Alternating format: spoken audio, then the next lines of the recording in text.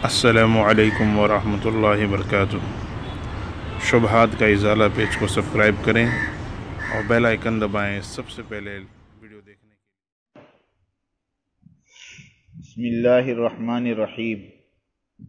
قسط نمبر 490۔ یہ قسط اہم ہے، اسے غور سے سنیں اور پڑھیں۔ اس میں مرکز نظام الدین سے بغاوت کرنے والوں کی داستان ہے۔ دین میں اعتصام حق کیا ہے، اجتماعیت کا معنی، صحابہ کے وقت کی امت، موجودہ تفرقہ بازی، بغاوت، دعوتی کام اور اس کا اسلوب۔ الحمدللہ وحدہ والصلاة والسلام علی من لا نبی بعدہ، اما بعد۔ عالمی اجتماعات کا سلسلہ۔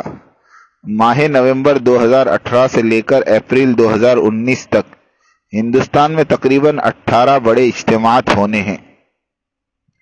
اجتماعات کا مقصد، ہمارے تبلیغی اجتماعات کا مقصد دوسری تحریکوں سے مختلف ہوتا ہے۔ اجتماع کی تاریخ مقرر ہونے کے بعد اجتماع کی محنت شروع ہو جاتی ہے۔ سینکڑوں ہزاروں جماعتیں اندرون اور بیرون ممالک میں محنت کرنے کے لیے نکل جاتی ہے اور سارا سال محنت ہوتی ہے، جس سے اللہ کے بندوں کو اللہ سے جوڑنا اور دین پر لانا ہوتا ہے اور انہیں اپنے ساتھ لے کر دعوتی محنت کرنا ہوتا ہے۔ سال بھر محنت کرنے کے بعد سب ساتھی اجتماع گاہ میں جمع ہوتے ہیں اور 3-4 دن مسلسل دعوتی کام کے بارے میں ہدایات وغیرہ سنتے ہیں اور گزشتہ ایام میں جو محنت کی گئی اس کی کارگزاری سنی جاتی ہے اور آئندہ محنت کس طرح سے ہو اس کا مذاکرہ ہوتا ہے، اور سارا مجمع کی گئی محنت کو قبول کروانے کے لیے بارگاہ الہی میں ہاتھ پھیلائے دعا میں مشغول ہوتا ہے تاکہ اللہ رب العزت اس مجمع کی مساعی اور کوشش کو قبول فرمائے اور آئندہ اس سے بہتر کام کرنے کی توفیق عطا فرمائے۔ یعنی اجتماع کی غرض گزشتہ ایام میں کی گئی محنت کی کارگزاری سننا سنانا اور آگے مستقبل میں کام کس طرح سے کیا جائے اس کے متعلق ہدایات سننا اور سنانا، اس لیے کہ اجتماع کے ختم پر پھر سے جماعتیں لے کر دنیا تمام میں پھیلنا ہے اور محنت کرنا ہے۔ گویا اجتماع محنت کرنے والوں کو پھر سے تازہ دم کرنے کے لیے ایک وقفہ اور ایک بریک ٹائم کے مانند ہوتا ہے۔ جماعتوں کی شکل میں پھر کر محنت کرنے سے 2 فائدے ہیں۔ پہلا فائدہ یہ ہے کہ جماعت میں نکل کر ہر آدمی اس دعوتی کام کو سیکھ لیتا ہے، اس لیے کہ اس کام میں معلم اور متعلم کی شکل نہیں ہوتی، سبھی سیکھنے والے ہوتے ہیں۔ مولانا الیاس صاحب رحمۃ اللہ علیہ فرماتے تھے کہ میں اس کام کو 1% بھی نہیں سمجھا اور جتنا سمجھا ہے اس کا 1% بھی تم لوگوں کو نہیں سمجھا سکا۔ یعنی ہر نیا پرانا پڑھا لکھا ان پڑھ سب کے سب سیکھنے کے لیے نکلتے ہیں اور ایک دوسرے کو سیکھنے میں مدد کرتے ہیں۔ دوسرا فائدہ یہ ہے کہ یہ 10 آدمی کی جماعت اپنے امیر سے چلہ 3 چلے جڑی رہتی ہے اور اسے امیر کی ماننے آ جاتی ہے، اور جب یہ لوگ اپنے مقامات پر لوٹتے ہیں تو اپنے محلے کے امیر اور ذمہ دار سے جڑ جاتے ہیں۔ اسی طرح قصبے والے تعلقے والے امیر سے اور تعلقے والے شہر والے امیر سے اور شہر والے صوبے والے امیر سے اور صوبے والے ملک والے امیر سے اور سب ممالک والے عالمی مرکز نظام الدین کے عالمی امیر سے جڑ کر کام کرنے والے بن جاتے ہیں۔ اب چونکہ سارا دعوتی کام ایک امیر کے تحت اجتماعیت کے ساتھ ہو رہا، اس لیے دنیا کے کسی کونے میں جو بھی خیر اور نیکی وجود میں آ رہی ہے اس کا اجر و ثواب دنیا بھر کے سارے دعوت و تبلیغ کے کام کرنے والوں کے نام اعمال میں لکھا جا رہا ہے، بغیر کسی شک و شبے کے۔ اس میں کوئی دو رائے نہیں، اس لیے کہ جو بھی جماعت والا ساتھی اللہ کے راستے میں یا اپنے مقام پر محنت میں لگا ہوا ہے وہ دعا کرتا ہے، یا اللہ اس مبارک کام کی اور کام کرنے والوں کی تو حفاظت فرما، تو یقیناً ساری دنیا کے دعوتی کام کرنے والے اس دعا میں شامل ہو گئے۔ اب اس تبلیغ اور دعوت والے کے لیے ہر لمحہ ساری دنیا میں دعا ہو رہی، اس لیے کہ ساری دنیا میں گشتیں ہو رہی، بیانات ہو رہے، دعائیں مانگی جا رہی۔ اب اس ساری خیر کو حاصل کرنے کے لیے اجتماعیت کو جاننا ضروری ہے۔ آخر وہ اجتماعیت چیز کیا ہے جس کی برکت سے مجھے اس قدر نفع ہوگا؟ اجتماعیت، وَاعْتَصِمُوا بِحَبْلِ اللَّهِ جَمِيعًا وَلَا تَفَرَّقُوا، اللہ تعالیٰ کی رسی کو سب مل کر مضبوط تھام لو اور پھوٹ نہ ڈالو۔ اس آیت میں 2 باتیں ارشاد فرمائی گئی۔ پہلی بات ہے اعتصام حق، یعنی حق کو مضبوطی کے ساتھ پکڑے رہو۔ دوسری بات یہ ہے کہ جمیعا، یعنی انفرادی طور پر یا گروہ گروہ کی شکل میں نہیں پکڑو، بلکہ سب کے سب مل کر ایک امت کی شکل میں متحد ہو کر، یعنی ایک فرد بھی ادھر ادھر نہ رہے، پوری اجتماعیت کے ساتھ پکڑو۔ جس طرح صحابہ کرام رضوان اللہ علیہم اجمعین نے پکڑا تھا کہ ان میں کسی قسم کی تفرقہ بازی نہیں تھی، دینی مسائل میں تو کیا اختلاف پایا جاتا، دنیا میں بھی انہوں نے اپنی پہچان صرف اور صرف مسلمان کے نام کے ساتھ وابستہ رکھی تھی۔ وہ نہ تو حجازی کہلاتے تھے، نہ عراقی، نہ شامی اور نہ ہی یمنی۔ حضور صلی اللہ علیہ وسلم مکہ میں 53 سال رہے، لیکن کبھی بھی اپنے آپ کو انا مکی نہیں فرمایا۔ بدقسمتی سے اب تو ہر چیز میں تفرقہ ہی تفرقہ ہے۔ گاؤں، شہر، صوبہ، ملک، مذہب، مسلک، مدرسہ، تنظیم، رنگ، لسان، ان سارے تفرقات میں مبتلا رہنے والے گروہ تو کہلا سکتے ہیں، لیکن امت ہرگز نہیں کہلا جا سکتے، جیسے حضرات صحابہ نے امت سمجھا تھا۔ ہمارا یہ عذر ایک حد تک درست بھی ہے کہ وہ دینی اقدار اور ایمانی اخوت سے ہم بہت دور جا چکے ہیں۔ ان قرن اول والوں کی یکجہتی اور اتفاق ہم کہاں سے لائے؟ ہمارا یہ سوچنا بجا ہے، درست ہے، لیکن اس طرز اجتماعیت کی داغ بیل تو رکھ سکتے ہیں، شروعات تو کر سکتے ہیں۔ اگر میں اپنے نام سے حیدرآبادی، صورتی، بھروچی، پنجابی، بلوچی، قاسمی، بریلوی، دیوبندی، ندوی، ازہری نکال دوں تو میری زندگی اجیرن تو نہیں بن جائے گی۔ دنیاوی مسائل میں تو ہمارا کام صرف خاندانی نام ہی سے چل جاتا ہے، تو پھر دینی مسائل میں کیوں نہیں؟ حضرات صحابہ جلیل القدر حفاظ قرآن اور علماء مفسرین اور محدثین ہوتے تھے، لیکن صرف اپنے خاندانی ناموں سے ہی جانے جاتے تھے۔ دینی خدمات بھی اسی طرح سے ادا کی جاتی تھی۔ عوام مسئلہ دریافت کرنے کے لیے ماہرین علم دین کی طرف متوجہ ہوتے تھے۔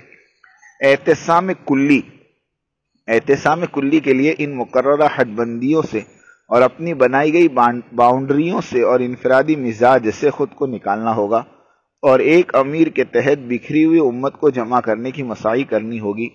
اور اگر سب مل کر اللہ کی رسی کو مضبوطی سے تھامنے لگیں گے تو اللہ تعالی اجتماعی طور پر امت مسلمہ کی رکھوالی فرمائے گا۔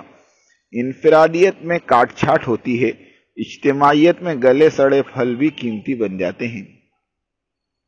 قرون ثلاثہ کے وقت کے لوگ بھی بشریت ہی رکھتے تھے، کمزوریاں اور کمیاں بھی ان میں تھی، مگر ان کمیوں کوتاہیوں کی وجہ سے وہ لوگ عذاب الہی کا شکار نہیں ہوتے تھے، اس لیے کہ وہ لوگ اجتماعیت رکھتے تھے۔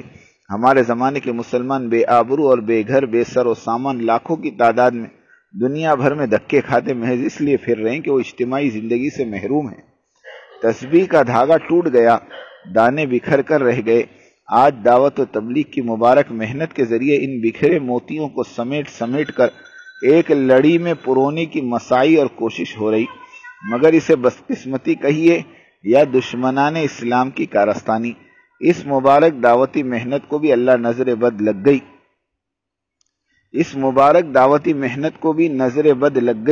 اور اسی دعوتی سمندر سے ایک چھوٹی سی ندی نالی نے اپنا راستہ علیحدہ کر دیا، اور ہم اپنی اس نالی کی پہچان عالمی شورا کے نام سے کرائی۔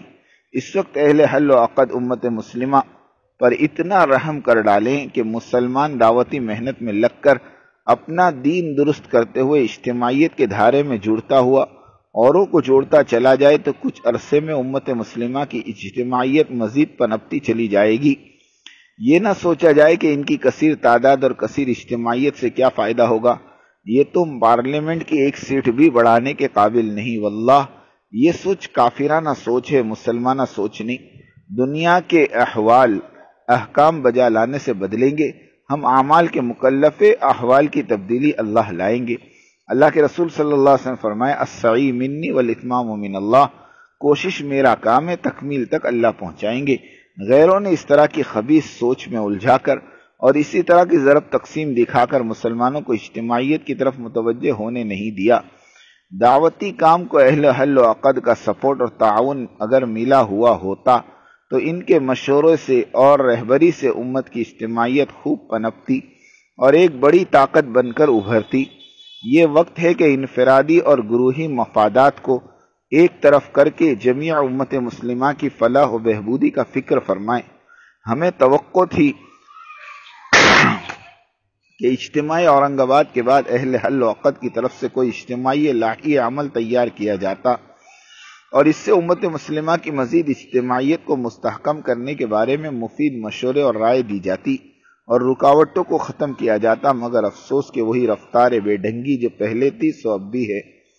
اس وقت مرکز ہے، مرکزیت ہے، امارت ہے، امیر کے تحت شورا ہے، کام کرنے والا بڑا عملہ ہے، چاروں طرف استقبال ہے، اور یہ سب کچھ عطا فرما کر اللہ تعالیٰ یہ دیکھنا چاہتے ہیں کہ اس بار امانت کا کیا حق ادا ہو رہا ہے۔ عوام قربانیاں دے رہی ہے اور دیتی رہیں گی۔ علماء کرام اور خواص کی ذمہ داری ہے کہ وہ عوام کی حوصلہ افزائی فرمائیں، ان کے راستے کی رکاوٹوں کو دور فرمائیں، ان کی ہر حال میں رہبری فرمائیں۔ دعاؤں اور زبان اور قلم کے ذریعے بہت کچھ کیا جا سکتا ہے۔ حق کا استحکام اور باطل کا رد علمی دلائل سے دیا جا سکتا ہے۔ یہی تو علماء کرام کا مذاق ہوا کرتا تھا۔ مثلاً عالمی شورا کا تعاقب کرے علمی انداز میں، نہ کہ بازاریوں کی طرح۔ ہم حقائق بیان کرتے ہیں سند کے ساتھ، قرآن اور حدیث کی روشنی میں، مگر عالمی شورا والے اس کا رد کرتے ہیں گالی گلوچ اور گندی زبان میں۔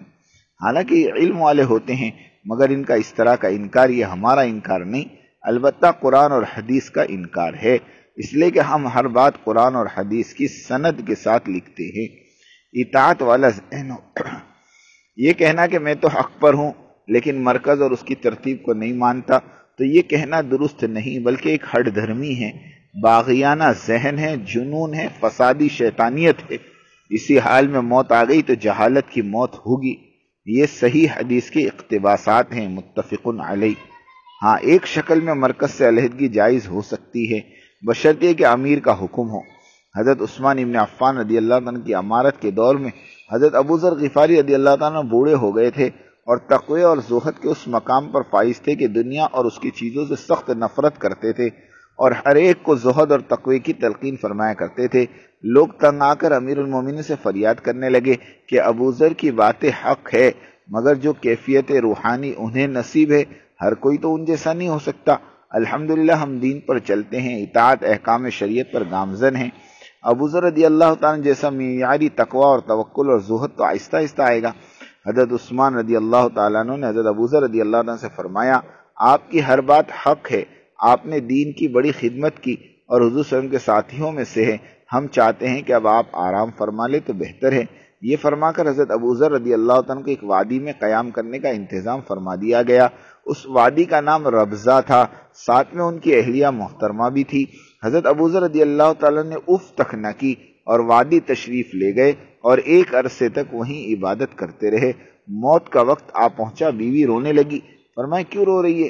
اہلیہ کہنے لگی، اس وادی کی پتھریلی زمین میں بوڑھی عورت آپ کے لیے قبر کیسے کھود سکوں گی؟ میری ہڈیاں تو جواب دے چکی ہیں۔ ابو ذر رضی اللہ تعالیٰ نے فرمایا، پگلی قبر کی فکر چھوڑ، جا راستے میں جا کر کھڑی ہو، مسلمانوں کا قافلہ آتا ہی ہوگا۔ بیوی نے پوچھا تمہیں کیسی خبر؟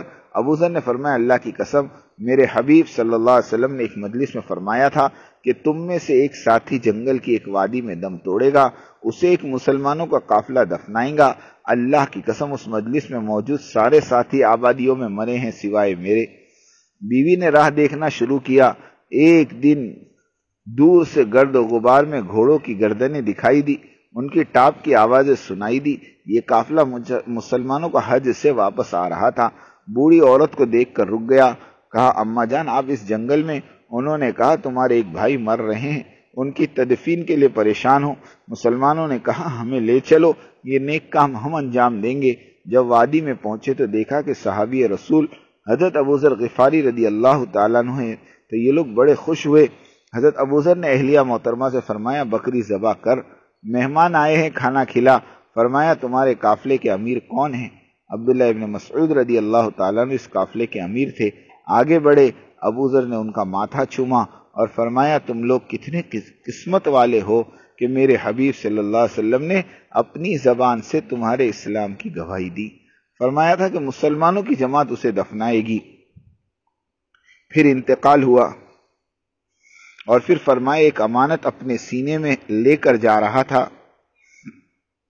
وہ تمہیں سونپتا ہوں، وہ یہ کہ میرے حبیب صلی اللہ علیہ وسلم نے فرمایا تھا کہ جس کی ایک بیٹی ہو اور وہ اسے پالے اور پھر نکاح کر دے تو وہ اور میں جنت میں اس طرح رہیں گے۔ 2 انگلیوں کو ملا کر فرمایا پھر انتقال ہوا، دفن ہوئے رضی اللہ عنہ ورضوا عنہ۔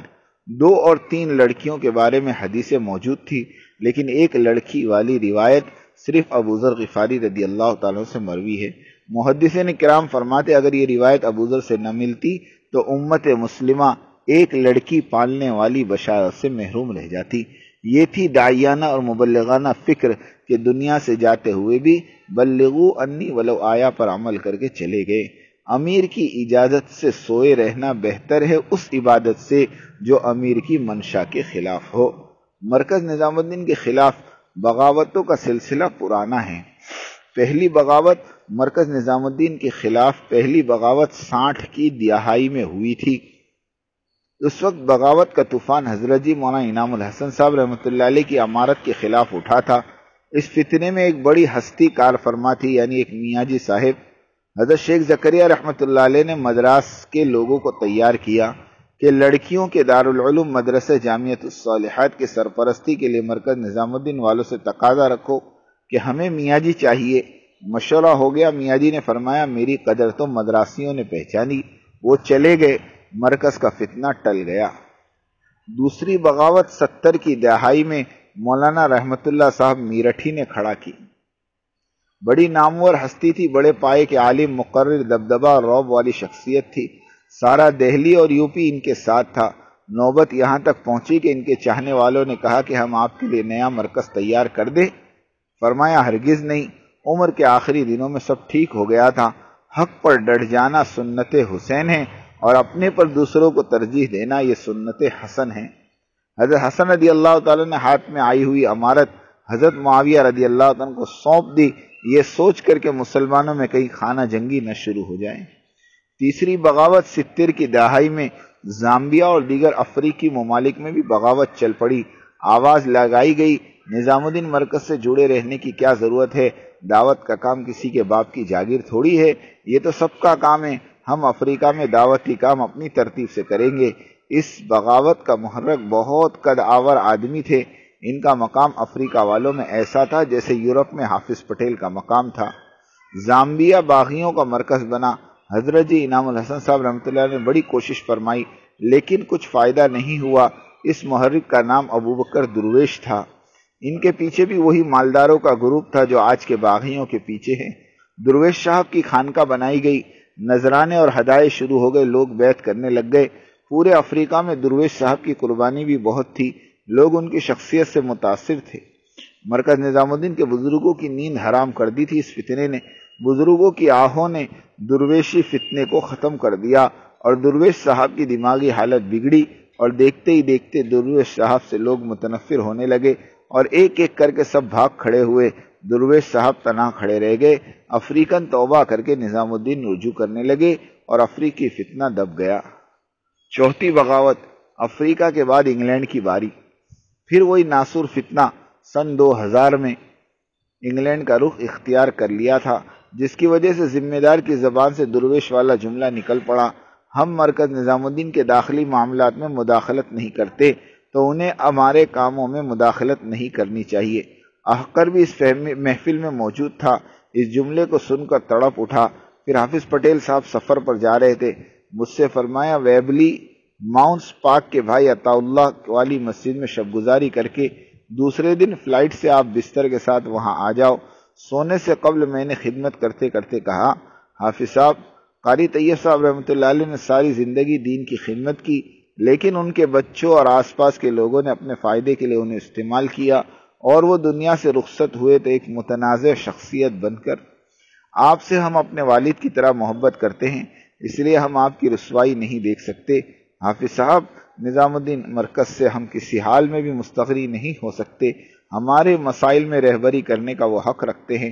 اس طرح کی سوچ کہ مرکز نظام الدین والوں کو ہمارے معاملات میں دخل اندازی نہیں کرنی چاہیے، اس طرح کی سوچ سے آپ کا انجام بھی قاری طیب صاحب والا نہ ہو جائے۔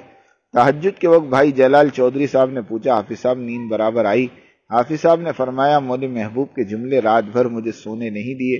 پھر فرمایا مولوی محبوب نے مجھے ایک بڑے فتنے سے بچا لیا، آج سے ہر کام نظام الدین والوں کی نگرانی میں ہی کیا جائے گا۔ اور لندن مرکز کی تعمیر بھی۔ احقر نے اللہ کا شکر ادا کیا کہ تھوڑی سی جرت اور صاف گوئی نے وقت کے عظیم دائی کو پھسلنے سے بچا لیا۔ اسی دن سے بندے پر حافظ صاحب رحمۃ اللہ علیہ کی شفقت اور بڑھ گئی تھی۔ احقر سے بہت محبت کرتے تھے، اللہ ان کے درجات کو بلند فرمائے۔ ہمارے بڑے سب سے حسن ظن رکھتے ہیں، اس لیے کہ وہ بہت بھولے بھالے ہوتے ہیں، جلدی سے لوگوں کی باتوں میں آ جاتے ہیں۔ وہ خود صحیح ہوتے ہیں، اس لیے سب کو صحیح تصور کرتے ہیں۔ ہمارے آقا حضرت محمد صلی اللہ علیہ وسلم بھی لوگوں کی باتوں میں آ کر 70 قرآن صحابہ کھو دیے تھے۔ قرآن مجید سیکھنے کا شوق دکھا کر 70 قرآن کو لے جا کر راستے میں شہید کر دیا ظالموں نے۔ پانچویں بغاوت والا جین انڈیا میں، پانچویں بغاوت حیدرآباد دکن میں شروع ہوئی، صوبے کے شورا کے عنوان پر۔ اس کے علمبردار بھی بڑے درجے کے ساتھی تھے۔ بھائی عابد خان صاحب امیر محترم نے مرکز نظام الدین کے مشورے سے یہ فرماتے ہوئے کہ اب میں بوڑھا ہو گیا ہوں، مجھ سے کام برابر نہیں ہوتے، اس لیے ساتھیوں کی خوشی کی مد نظر میں نے شورا بنا دی۔ اب مرحوم عابد بھائی ماننے کو تیار نہ ہوئے۔ امیر بننے کا تصور انسان کو برباد کر دیتا ہے۔ بڑی مشکل سے جھگڑا ختم ہوا۔ دراصل عالمی شورا کی داغ بیل اسی حیدرآباد کے فتنے میں رکھی گئی تھی۔ وہیں بغاوت والا جین پہلے افریقہ، پھر انگلینڈ، پھر حیدرآباد۔ افریقہ میں خوب تباہی مچائی، انگلینڈ والوں کو اللہ نے بچا لیا۔ اب انڈیا کی باری ہے۔ چھٹی بغاوت رائے گڑھ مرکز میں شروع بھی ہوئی اور اس بغاوت کے تابوت کی آخری کیل بھی وہیں ٹھوکی گئی۔ دراصل امارت کو ختم کرنے کی پلاننگ تو حضرت مولانا یوسف صاحب رحمۃ اللہ علیہ کی وفات سے ہی شروع ہو گئی تھی۔ بقول حضرت مولانا یوسف مطالعہ کے کہ حضرت شیخ زکریا نور اللہ مرقدہ نے حضرت جی انعام الحسن صاحب کی امارت کا اعلان فرمایا تو رائے گڑھ مرکز کے ذمہ دار نے خط لکھا کہ پنجاب کی گدی نشینوں کی طرح باپ مرا تو بیٹا بیٹھ گیا، آپ نے اس طرح مرکز نظام الدین کو بنا دیا۔ حضرت شیخ نے لکھا کہ بھائی میں نے یہاں کے بڑے بڑے علماء کے سامنے ان کی رائے سے یہ فیصلہ کیا۔ حضرت جی انعام الحسن صاحب رحمۃ اللہ علیہ کی وفات پر رائے گڑھ والے مرکز نظام الدین میں موجود تھے۔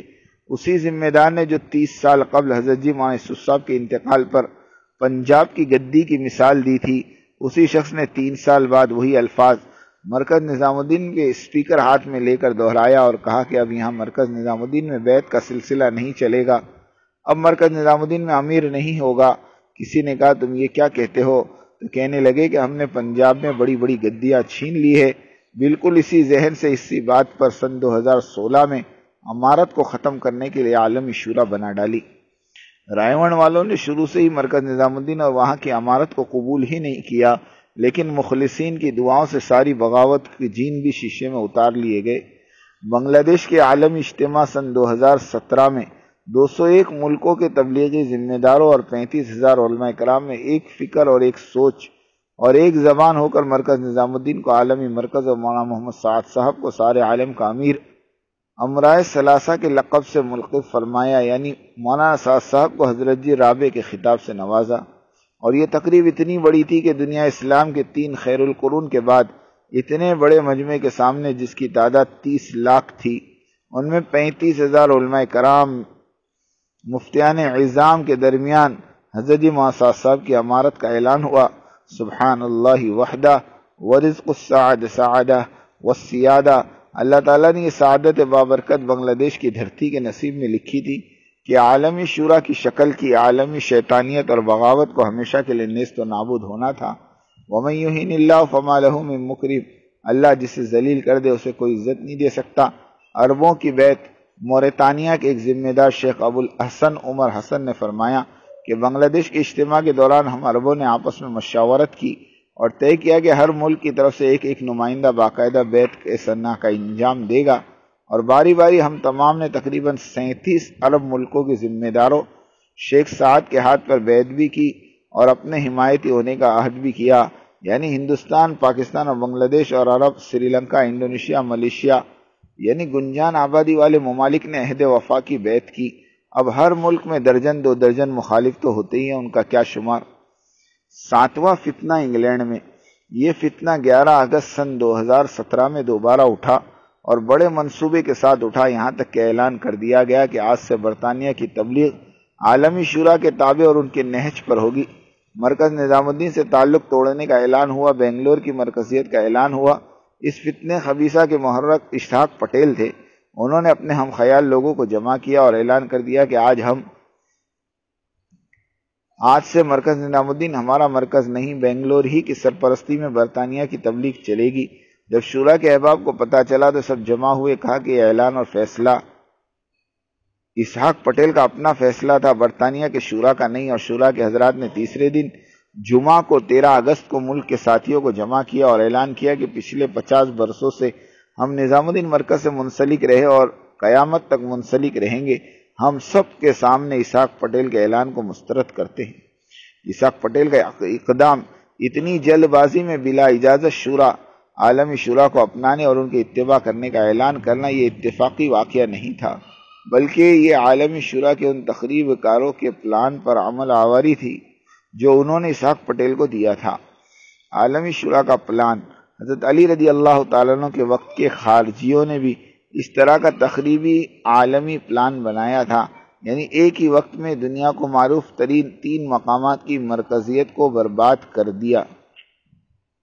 دمشق میں حضرت معاویہ، کوفہ میں حضرت علی اور مصر میں حضرت عمرو ابن عاص رضوان اللہ علیہم اجمعین کو مار ڈالو۔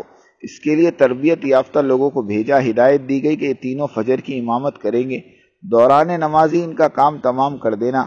عبد الرحمن ابن ملجم نے کوفے میں حضرت علی کو شہید کر ڈالا۔ دمشق میں حضرت معاویہ رضی اللہ تعالیٰ بھی فجر پڑھاتے ہوئے زخمی ہوئے۔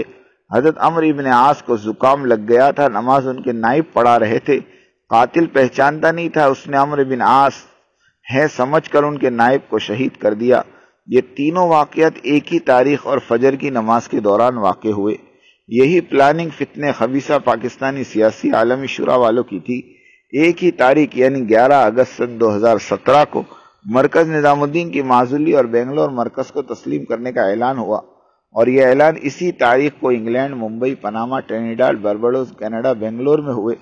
ممبئی میں اعلان سے قبل مولانا ابراہیم صاحب دیولہ دامت برکاتہم سے اجازت مانگی گئی تو شاہدین کا بیان ہے کہ مولانا ابراہیم صاحب دیولہ غصے سے بھر گئے اور فرمایا ہمارا صرف ایک ہی مرکز ہے اور وہ مرکز نظام الدین ہے، قیامت تک دنیا میں اور کوئی مرکز نہیں بنے گا۔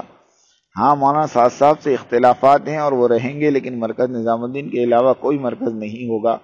مولانا کے ان کلمات نے عالمی شورا کے پلان پر پانی پھیر دیا۔ سارے اعلانات دھرے کے دھرے رہ گئے۔ انگلینڈ میں اعلان کے بعد اسحاق پٹیل صاحب کی وہ گت بنی کہ اگر رتی برابر غیرت ہوتی تو اپنے بخل کا مال غیرت کے وہ نقل مکانی کر لیتے اور پھر کبھی لوٹ کر ڈیوزبری نہ آتے۔ یہ تو اپنے اپنے ظرف پر منحصر ہے۔ حضرت ابو سفیان رضی اللہ تعالیٰ پر بلال رضی اللہ عنہ کو ترجیح دی گئی تو وہ غیرت کے مارے اللہ کے راستے میں نکل گئے اور ایسے نکلے کہ واپس حجاز کو نہیں لوٹے۔ اسحاق پٹیل بھی ایک شخص ہے، ان کی اتنی بے عزتی کے باوجود وہ جوں کے تو ہیں، وہی ترتیب وہی ٹھاٹ سے جمے ہوئے ہے۔ حدیث نبوی ہے، تو بے حیا ہو جا پھر جو چاہے کر لے۔ اللہ تعالیٰ سب کی ہدایت کے فیصلے فرمائیں، آمین۔ وآخر دعوانا